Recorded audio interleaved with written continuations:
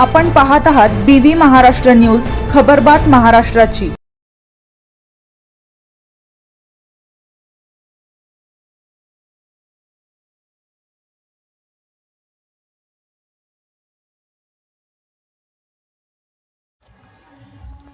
तडवाडे भामेर येथे वीज पडून नारळाचे झाड जळून खाक, सुदैवाने जीवितहानी नाही।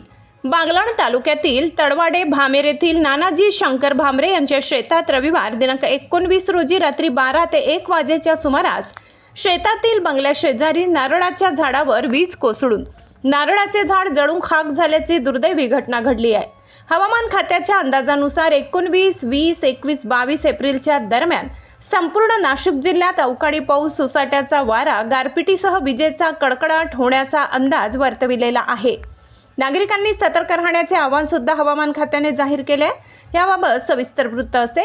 वरचे टेंभे तडवाडे रस्त्यावरील तानाजी शंकर भामरे यांचा बंगला असून ते शेतात राहतात।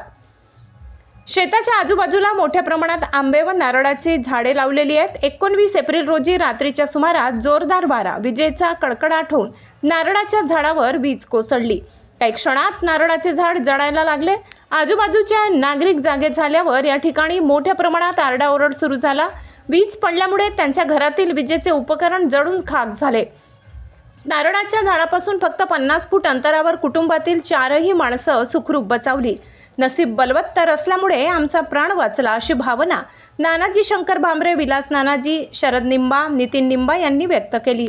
सामाजिक कार्यकर्ते भाऊसाहेब भामरे यांनी घटनेची माहिती महसूल पोलीस खात्यात दिली असून गावातील ग्रामपंचायत व महसूल कर्मचाऱ्यांनी घटनास्थळी भेट देऊन पाहणी केली आहे। सुदैवाने कोणत्याही प्रकारची वित्तहानी झाली नाही।